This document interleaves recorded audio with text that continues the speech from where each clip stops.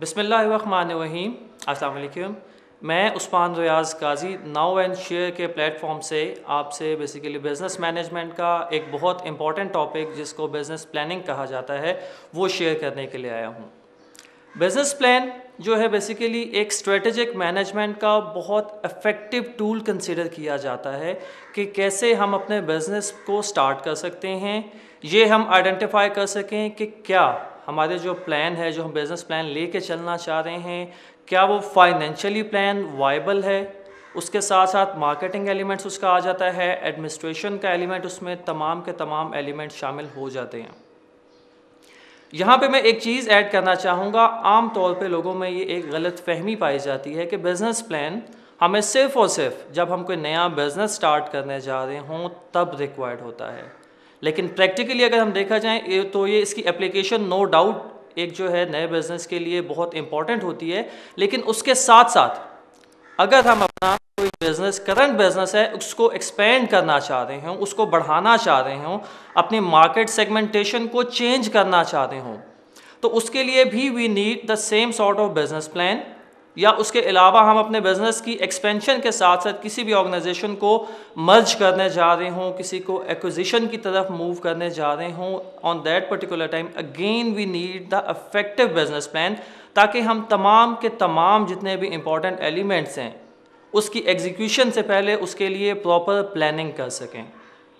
और इसमें fourth option जो हमारे पास आ जाती है कि अगर हम अपने करंट बिजनेस स्टेटस को जहाँ पर भी वो है, वो चाहे वो नेशनल लेवल पे है, चाहे वो सिटी लेवल पे है, या वो मल्टीनेशनल लेवल पे फैला हुआ है, उसको अगर हम इम्प्रूव करना चाहें, उसके इम्प्रूवमेंट चाहें क्वांटिटी की सेंस में, क्वालिटी की सेंस में, या किसी और सेंस में हम उसको इम्प्रूव करना चाहें, तब भी हमें बिज़नेस प्लान रिक्वायर्ड होता है। तो इसको इन शॉर्ट हम ये कह सकते हैं, बिज़नेस प्लान एक ऐसा इफेक्टिव प्लान है, एक प्लानिंग है जो हम कोई भी बिज़नेस स्टार्ट करने जा रहे हों, उसको एक्सपेंड करना चाह रहे हों, मर्जर या एक्विजिशन की तरफ जा रहे हों, या अपना करंट जो हमारा स्टेटस है उसको इम्प्रूव करना चाह रहे हों, इन तमाम लेवल्स के लिए चीज़ों को ज़्यादा एफिशिएंट और सब जो है एफिशिएंट रिसोर्स मैनेजमेंट की तरफ हम इसको अगर लेके जाना चाहें तो हमें एक complete comprehensive business plan required होता है। अब हम मूव करते हैं कि किसी भी एक इफेक्टिव बिजनेस प्लान के कंटेंट्स क्या होने चाहिए। तो जब भी आपको बिजनेस प्लान राइट करने जा रहे हों, को लिखने जा रहे हों, को प्लान करने जा रहे हों, उसका सबसे पहला बेसिक स्टेप आपके पास आ जाता है कि आप डिस्क्राइब द वेंचर। उस बिजनेस का पर्पस क्या है, आपके माइंड में वो बिजनेस किस लेवल पे स्टार्ट होगा, उसके लिए क्या क्या चीज़ें रिक्वायर्ड हैं, फाइनेंशियल एलिमेंट्स आ जाते हैं, टेक्निकल एलिमेंट्स आ जाते हैं, मैनेजमेंट के जो हैं तमाम के तमाम एलिमेंट्स आ जाते हैं। जब हमने इसको प्रॉपर फॉर्म में हम ले आए, उसके बाद हमें ये भी साथ इसके मेंशन करना पॉइंट बहुत एक जो है वो इम्पॉर्टेंट एलिमेंट आ जाता है कि हम उससे ये आइडेंटिफाई करें कि उससे हमारी ऑर्गेनाइजेशन बेसिकली करना क्या चाह रही है। Either we are going for the societal benefit करना चाह रहे हैं, या पर्टिकुलर किसी एक मार्केट सेगमेंट को कैप्चर करना चाह रहे हैं। हमारे बेसिक कंटेंट्स क्या हैं, हम उस जो बिज़नेस प्लान जिसको हमने पहले स्टेप में डिफ़ाइन किया था उसको हमारी ऑर्गेनाइजेशन किस लेवल पे बेसिकली जाके डील करती है। प्रॉफिट अगर हम बात करें किस लेवल पे जाके हम उसका प्रॉफिट अर्न करना शुरू करेंगे। रीज़न बीइंग इज़ आपकी फर्स्ट जब हम इन्वेस्टमेंट करते हैं, कैपिटल इन्वेस्टमेंट ज़्यादा होने की वजह से जो आपका प्रॉफिट का या ब्रेक इवन का स्टेप आ जाता है वो थोड़ा सा एक्सपेंड करता जाता है। तो दूसरे स्टेप में हमारा ये एलिमेंट इन्वॉल्व हो जाता है कि हमारी ऑर्गेनाइजेशन उसे बेसिकली किस लेवल पे लेकर जाना चाह रही है या किस सेंस में उसको इस्तेमाल करना चाह रहे हैं। थर्ड हमारे पास स्टेप इसमें आ जाता है that the justification that plans are credible, कि ऐसे प्लान जो हमने पहले दो स्टेप्स में डिफाइन किए कि बिजनेस है क्या, हमारी ऑर्गेनाइजेशन उसे क्या बेनिफिट हासिल करेगी या वो किस तरीके से रिलेट करेगी। थर्ड पॉइंट आ जाता है इस चीज़ को आइडेंटिफाई करना कि आया वो प्लान वाकई ही क्रेडिबल हैं। क्रेडिबल मीन्स कि हमें उससे इन रिटर्न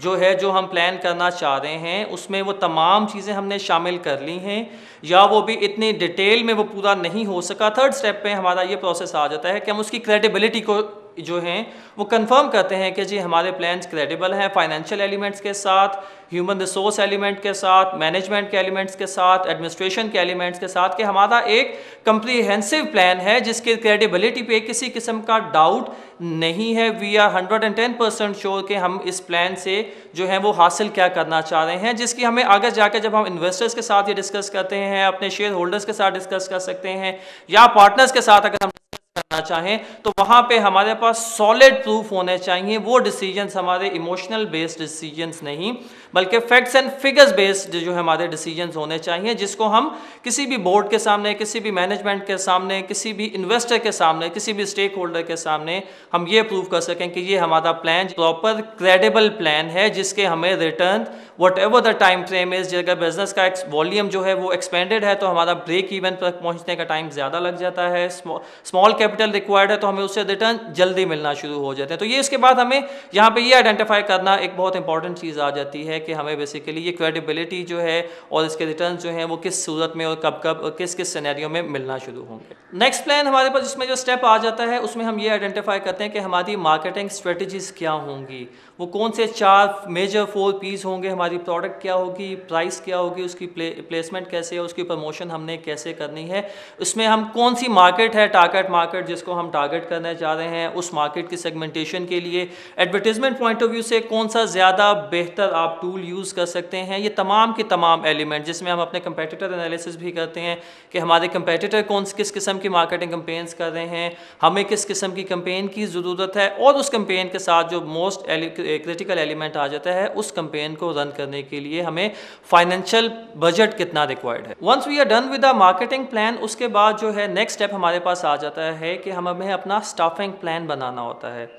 किसी भी सिस्टम को चलाने के लिए जो मैनेजमेंट एक्सपर्ट हैं उनके अंदाजे में जो सबसे इम्पॉर्टेंट क्रिटिकल सोर्स रिक्वायर्ड होता है वो किसी भी ऑर्गेनाइजेशन का उसका स्टाफ होता है, क्योंकि एचआर या ह्यूमन फोर्स एक ऐसी फोर्स है जो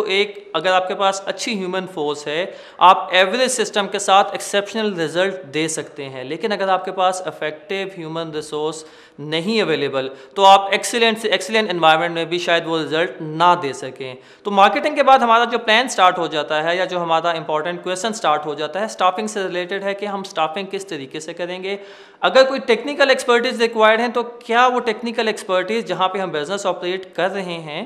वहाँ पे वो टेक्निकल एक्सपर्टीज़ अवेलेबल हैं या नहीं हैं। अगर वो अवेलेबल हैं तो क्या हमारे पास इतने फाइनेंशियल रिसोर्सेज हैं, हमारी एक्सेस उन एक्सपर्टीज़ तक है या नहीं है। इसमें हम अपने तीनों लेयर्स को डिफ़ाइन करते हैं, जिसमें स्ट्रेटेजिक लेवल की भी स्टाफिंग आ जाती है, टेक्निकल लेवल की भी प्लानिंग आ जाती है, और इनिशियल लेवल की जो है ह्यूमन रिसोर्स प्लानिंग भी आ जाती है, जिसको आसान अल्फाज में हम टॉप लेवल, मिडल लेवल और इनिशियल लेवल प्लानिंग कहते हैं, जिसमें तमाम सुपरवाइजर रोल डिफरेंट लेवल्स पे हमें डिफ़ाइन करने होते हैं और उनके लिए जो जॉब डिस्क्रिप्शन उनकी है वो बनाना बहुत इंपॉर्टेंट एलिमेंट आ जाता है। स्टाफिंग प्लान के बाद हम जो है मैनेजमेंट प्लान स्टार्ट होता है कि जब हमने स्टाफिंग से कंप्लीट हो जाते हैं तब हम अपने स्टाफ को उनकी मैनेजमेंट की लेयर के मुताबिक टॉप लेवल लेयर आ जाती है, मिडल लेवल है, इनिशियल लेवल लेयर है, नॉन मैनेजेरियल लेवल लेयर है, और उसके साथ हमारा जो सपोर्ट स्टाफ आ जाता है उस सपोर्ट स्टाफ के लिए बेसिकली उनके roles, responsibilities within the organisation, outside the organisation,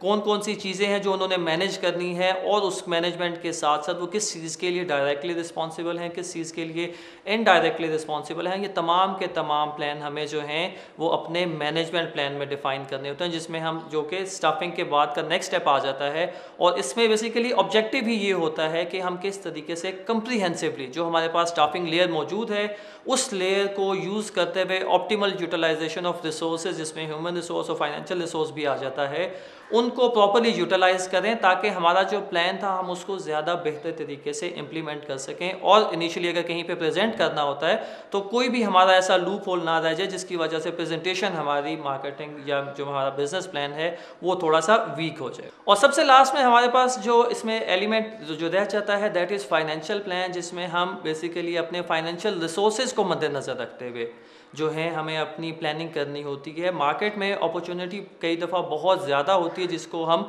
exploit कर सकते हैं, लेकिन यहाँ पे जो क्रिटिकल एलिमेंट आ जाता है हमें ये आइडेंटिफाई करना है, do we have enough financial resources कि हम उस जो मार्केट में एक अपॉर्चुनिटी प्रिवेल कर रही है उस अपॉर्चुनिटी को एक्सप्लॉइट कर सकें। अगर हमारे पास उतने रिसोर्सेज नहीं हैं तो हमें अपने प्लान को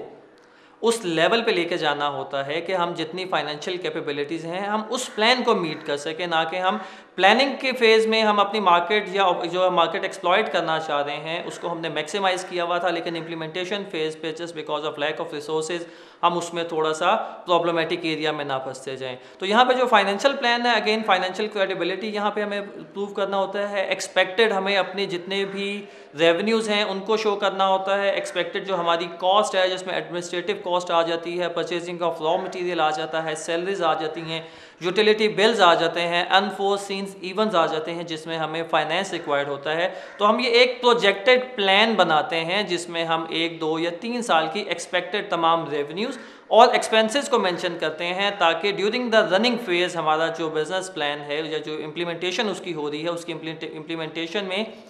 फाइनेंशियल रिसोर्सेज ना होने की वजह से हम किसी प्रॉब्लम में ना फंसें। जी, यहाँ पे हमारे बेसिकली बिजनेस कंटेंट्स की जितनी जो स्टेप्स हैं वो तमाम के तमाम कंप्लीट हो जाते हैं, जो कि एक इफेक्टिव बिजनेस प्लान के लिए मैंडेटरी कंसिडर किए जाते हैं। तो आज का हम टॉपिक अपना यहाँ पे इख्तिताम कर रहे हैं। उसके बाद हम एक नेक्स्ट सेशन में इंशाल्लाह बहुत जल्द इसकी इंपॉर्टेंस और इसके यूजेस बिजनेस प्लान के जो हैं वो आपके साथ शेयर करेंगे। Thank you so much.